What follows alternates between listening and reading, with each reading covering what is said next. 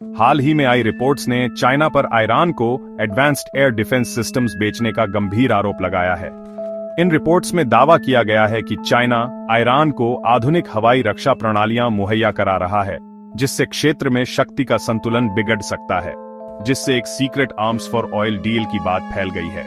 यह अनुमान लगाया जा रहा है कि ईरान चाइना को तेल की आपूर्ति कर रहा है, जिसके बदले में उसे हथियार मिल रहे हैं। इस तरह के सौदे अंतर्राष्ट्रीय समुदाय के लिए चिंता का विषय बन सकते हैं।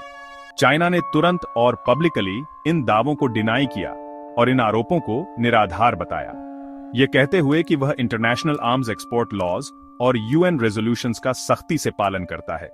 चाइना का कहना है कि वह हथियारों के निर्यात को लेकर संयुक्त राष्ट्र के सभी नियमों का पालन करता है और उसने किसी भी नियम का उल्लंघन नहीं किया है। इजरायल ईरान मिलिट्री क्लैश के ठीक बाद का समय होने के कारण इस घटनाक्रम ने और भी ज्यादा ध्यान खींचा है। बीजिंग पर सबकी नजर थी, क्योंकि इस क्षेत्र में तनाव बढ़ रहा था और हर कोई चाइना की प्रतिक्रिया का इंतजार कर रहा था। लेकिन चाइना ने एक्टिव कॉन्फ्लिक्ट वाले देशों को हथियार न देने की अपनी पॉलिसी पर जोर दिया। चाइना ने स्पष्ट किया कि उसकी नीति संघर्ष वाले क्षेत्रों में हथियारों की आपूर्ति न करने की है। इस एपिसोड ने चाइना ईरान पार्टनरशिप की सीमाओं को दिखाया, जिससे यह पता चलता है कि दोनों देशों के बीच सहयोग की भी कुछ सीमाएं हैं। यह साबित करते हुए कि नजदीकी इकोनॉमिक टाइज भी मिलिट्री सपोर्ट की गारंटी नहीं देते। आर्थिक संबंध मजबूत होने के बावजूद सैन्य समर्थन की गारंटी नहीं दी जा सकती। आखिर में नेशनल इंटरेस्ट्स और गहरे उलझने का डर ही इन नाजुक अलायंसेस को शेप करता है। अंतरराष्ट्रीय संबंधों में राष्ट्रीय हित और जोखिम लेने से बचने की इच्छा ही गठबंधनों को आकार देते हैं। इजरायल ईरान कॉन्फ्लिक्ट ने ईरान की एयर डिफेंस वीकनेसेस को उजागर किया, जिससे उसे एडवांस टेक्नोलॉजी की तलाश हुई।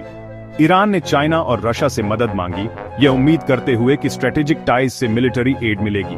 हालांकि एक्टिव कॉन्फ्लिक्ट जोन्स को हथियार न देने की चाइना की ऑफिशियल स्टैंस ने ईरान को खाली हाथ छोड़ दिया, जिससे उनकी प्रायोरिटीज के बीच का अंतर साफ दिखा। चाइना के लिए economic stability risky military entanglement से ज्यादा महत्वपूर्ण है। ईरान के लिए सिक्योरिटी सबसे ऊपर है। यह एपिसोड उनके रिश्ते के ट्रांजैक्शनल नेचर और एक ही पार्टनर पर ज्यादा निर्भर रहने के खतरों को दिखाता है। ईरान का अनुभव अलायंसेस की सीमाओं और डाइवर्सिफाइड फॉरेन पॉलिसी की जरूरत का एक सबक है। रशिया द्वारा छोड़ दिए जाने के बाद आर्मीनिया इंडिया और चाइना के साथ नई पार्टनरशिप्स बना रहा है। इंडिया के साथ आर्मीनिया अपनी मिलिट्री को तेजी से मॉडर्नाइज कर रहा है और इंडियन आर्म्स का एक बड़ा बायर बन रहा है। वहीं आर्मीनिया चाइना के बेल्ट एंड रोड इनिशिएटिव के जरिए इकोनॉमिक ग्रोथ चाहता है। यह ड्यूअल अप्रोच आर्मीनिया की प्रैग्मेटिक स्ट्रैटेजी को दिखाता है, सिक्योरिटी के लिए इंडिया का और डेवलपमेंट के लिए चाइना का फायदा उठाना।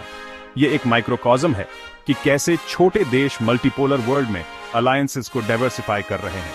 आर्मीनिया का यह पिवट पोस्ट सोवियत इनर्शिया से अलग होने और अपने फ्यूचर को सुरक्षित करने की दिशा में एक साहसिक कदम है। टर्की ने पाकिस्तान को नॉर्दर्न साइप्रस में अपनी प्रेजेंस बनाने के लिए इनवाइट किया है, जिससे ईस्टर्न मेडिटेरेनियन में टेंशन बढ़ गई है। इस कदम का मकसद टर्की पाकिस्तान अजरबैजान अलायंस को मजबूत करना और आइलैंड पर स्टेटस क्वो को चैलेंज करना है। पाकिस्तान के लिए यह कश्मीर पर टर्की के सपोर्ट का बदला चुकाने और स्ट्रैटेजिक रीच हासिल करने का मौका है। इस डेवलपमेंट से ग्रीस, साइप्रस और इंडिया परेशान है, जिससे आगे मिलिटराइजेशन और इंस्टेबिलिटी का डर बढ़ रहा है। टर्की का यह मूव उसकी रीजनल एम्बिशंस का एक बोल्ड असर्शन है, लेकिन इससे ईयू और यूएस की नाराजगी का खतरा है। पाकिस्तान अक्सर इंडिया पर टेररिज्म को सपोर्ट करने का आरोप लगाता है, एक ऐसा आरोप जो क्षेत्रीय तनाव को और भी बढ़ा देता है। यह आरोप ऐसे समय में लगाया जाता है जब दोनों देशों के बीच संबंध पहले से ही नाजुक दौर से गुजर रहे हैं। लेकिन इन दावों में क्रेडिबल एविडेंस की कमी है, जो इन आरोपों की गंभीरता को देखते हुए चिंताजनक है। स्वतंत्र जांच और ठोस सबूतों के अभाव में इन आरोपों को सत्यापित करना मुश्किल है और इन्हें इंटरनेशनली डिसमिस कर दिया जाता है। अंतर्राष्ट्रीय समुदाय इन दावों को संदेह की दृष्टि से देखता है, क्योंकि पाकिस्तान के पास अपने आरोपों को साबित करने के लिए पर्याप्त सबूत नहीं है। यह नैरेटिव पाकिस्तान के इंटरनल इश्यूज जैसे राजनीतिक अस्थिरता और आर्थिक संकट और एक्सट्रीमिस्ट ग्रुप्स को सपोर्ट करने के उसके अपने इतिहास से ध्यान भटकाने का काम करता है। पाकिस्तान पर लंबे समय से आतंकवाद को समर्थन देने के आरोप लगते रहे हैं और यह नैरेटिव उन आरोपों से ध्यान हटाने का एक प्रयास है।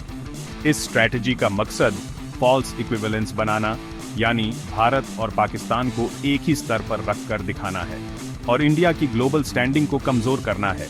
खासकर अंतर्राष्ट्रीय मंचों पर भारत की छवि को धूमिल करने की कोशिश करना है, लेकिन यह पाकिस्तान की सीमाओं से बाहर शायद ही कभी काम आता है। अंतर्राष्ट्रीय समुदाय पाकिस्तान के इन प्रयासों को पहचानता है और उन्हें गंभीरता से नहीं लेता है। इंडिया को लगातार इस डिसइंफॉर्मेशन का मुकाबला करना पड़ता है और इसके लिए एक मजबूत और प्रभावी रणनीति की आवश्यकता है, जिससे डिप्लोमेटिक रिसोर्सेज को सही बात बताने में लगाना पड़ता है।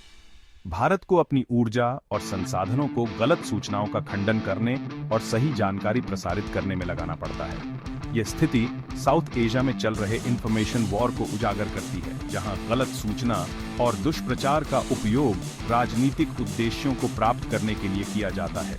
इंडिया के लिए जमीन पर और ग्लोबल नैरेटिव दोनों में अपनी सुरक्षा और हितों की रक्षा करना महत्वपूर्ण है। विजिलेंस जरूरी है। यह सुनिश्चित करना जरूरी है कि भारत हर तरह की चुनौती का सामना करने के लिए तैयार है। India stands at a critical juncture, navigating a world of shifting alliances. The global landscape is in constant flux, demanding a re-evaluation of its strategic partnerships and diplomatic approaches.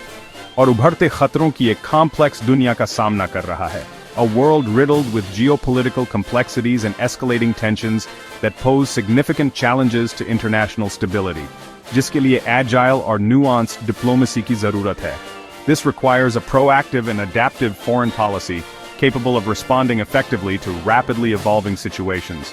China का ईरान को arms sales से इनकार, a development that could potentially reshape regional power dynamics and security considerations. और Armenia का outreach, seeking stronger ties and partnerships in the face of regional challenges. India के लिए engagement और partnership के नए अवसर प्रदान करते हैं. These emerging relationships offer avenues for strategic cooperation and mutual benefit. वहीं Turkey-Pakistan-Azerbaijan axis presents a distinct set of challenges and strategic considerations for India. और पाकिस्तान से लगातार मिल रहे प्रोपेगेंडा के लिए मजबूत जवाब की जरूरत है. Countering disinformation and maintaining a firm stance against hostile narratives is crucial. India को मेजर पावर्स के साथ रिश्तों को बैलेंस करना होगा, carefully calibrating its relationships with key global players to safeguard its strategic autonomy.